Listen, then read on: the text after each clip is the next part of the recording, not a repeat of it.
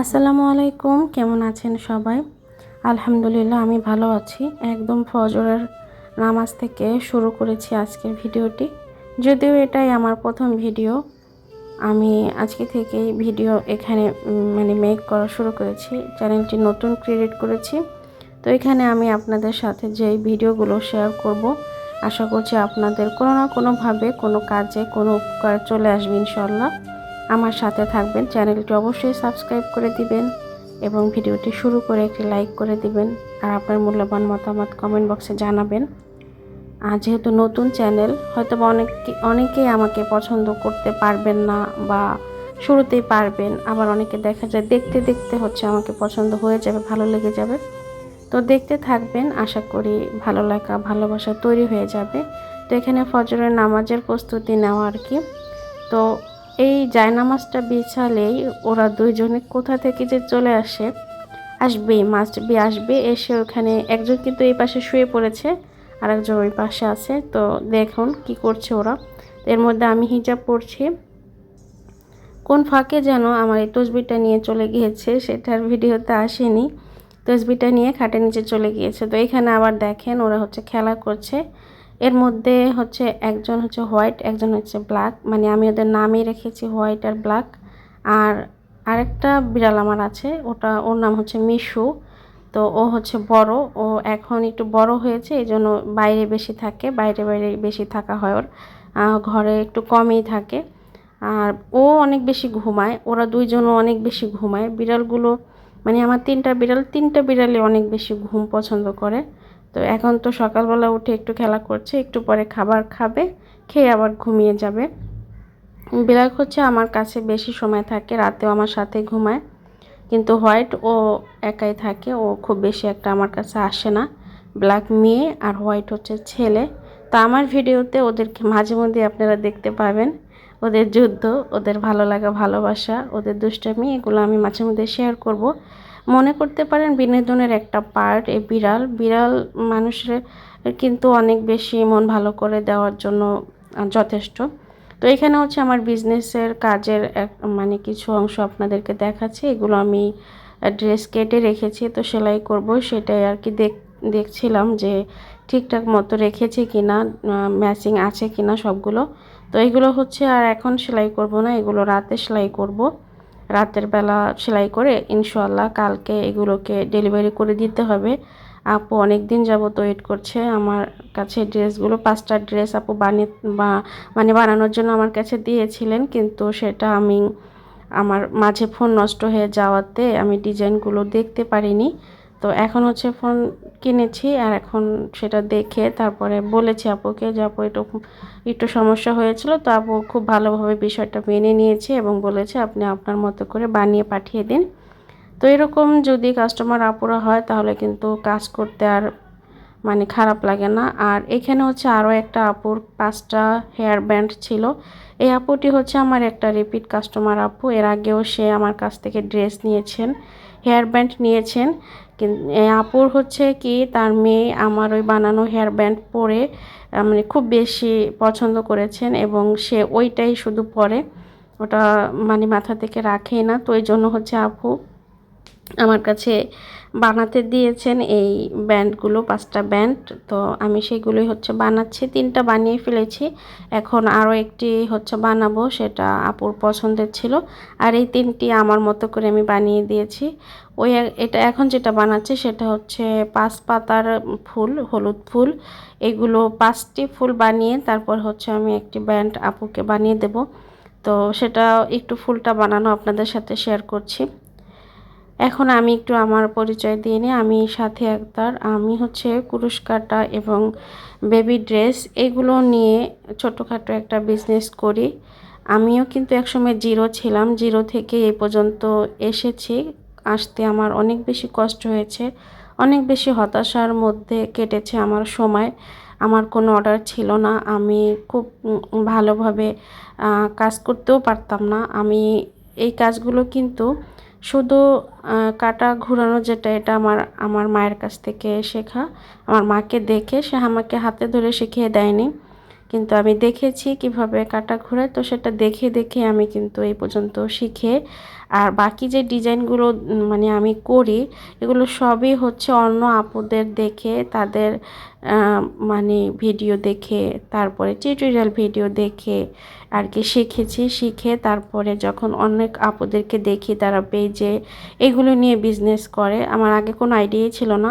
যখন আমি দেখলাম যে আমার অনেক আপুরে এগুলো পেজে সেল করছে, তখন থেকে আমি ভাবলাম যে আমিও তো মোটামুটি ভালো কাজ করি, তাহলে আমি কেন বসে আছি। তো সেই জায়গা থেকেই হচ্ছে আমার এই বিষয়টা নিয়ে বিজনেসে আসা। তো আল্লাহর রহমতে আমি ভালোই সাড়া পাচ্ছি, আমার রিপিট কাস্টমার আপু আছে অনেকগুলো।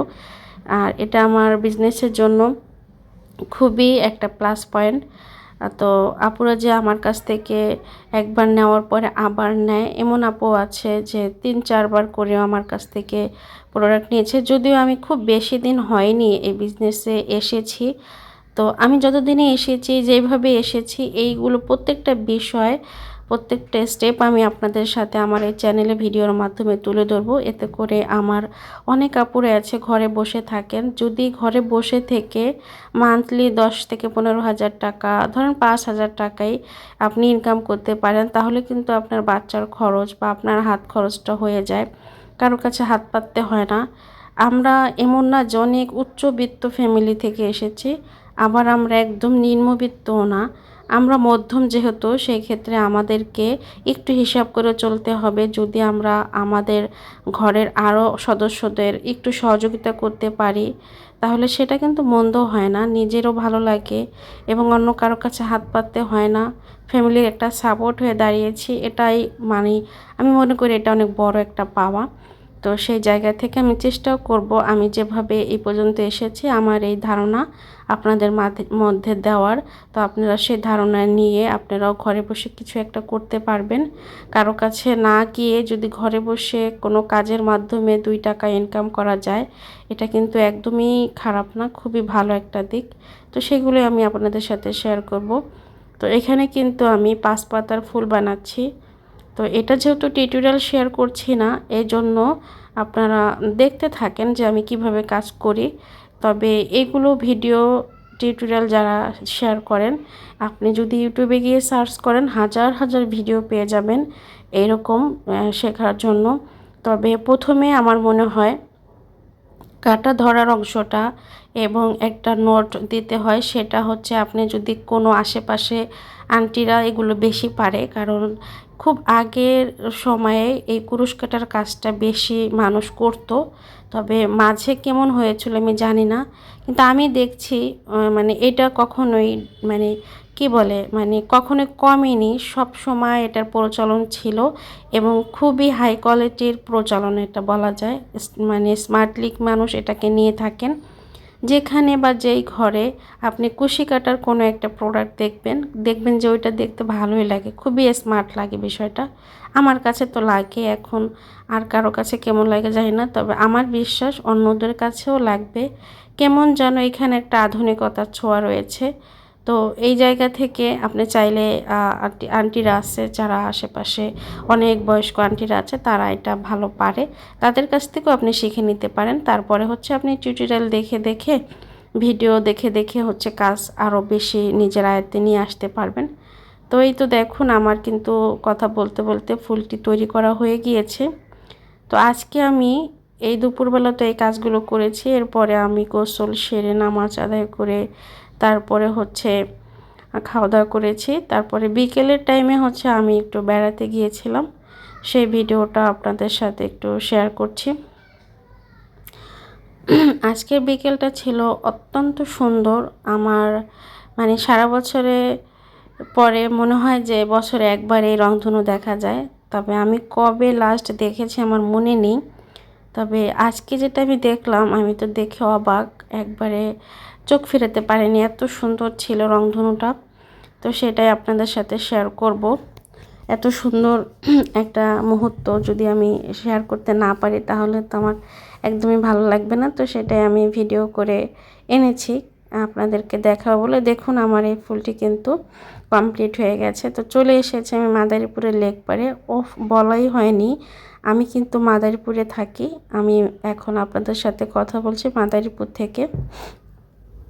তো এখানে এসে মাঝে মধ্যেই বসি, খুব ভালো লাগে জায়গাটি। মাদারীপুরের মধ্যে আপনি যদি বিনোদন বলেন আর একটু সময় কাটানোর জায়গা বলেন, তার জন্য কিন্তু এই লেক পাড়টায় আর কোথাও আপনি এরকম সুন্দর একটা পরিবেশ পাবেন না। তো এখানে বাচ্চাটাকে আমি দেখলাম, ও খুব সুন্দরভাবে এখানে খেলা করছে, কোনো বিরক্তি নেই, কান্নাকাটি নেই, হাঁটছে, তারপরে খেলতেছে। এখানে মনে হয় ওর মা এবং বাবা দুইজনেই কাজ করতেছে, মানে হয়তোবা কোনো ব্যবসার সাথে আছে তারা, সেটাই দুইজনে হয়তোবা করছে, এজন্য ওকেও সাথে নিয়ে আসছে। ও মনের আনন্দে খেলে যাচ্ছে। এই যে দেখতেই পাচ্ছেন রংধনু, আমি এমন মানে আমার কবে দেখেছি লাস্ট আমার মনে নেই আমি যে কবে দেখেছি, কিন্তু আজকে যে এটা ধরা পড়বে আমার ক্যামেরার মধ্যে, এটা আমি ভাবতেই পারিনি। একবারে অকল্পনীয়, অসম্ভব সুন্দর একটা দৃশ্য ছিল। আর যেহেতু বৃষ্টি হয়ে গিয়েছে, বৃষ্টির পরের আবহাওয়াটি একদম স্বচ্ছ ছিল, অনেক বেশি পরিষ্কার পরিচ্ছন্ন ছিল আকাশ। আকাশের নীল বর্ণ মনে হয় দুনিয়াকে একদম সাজিয়ে দিয়েছে।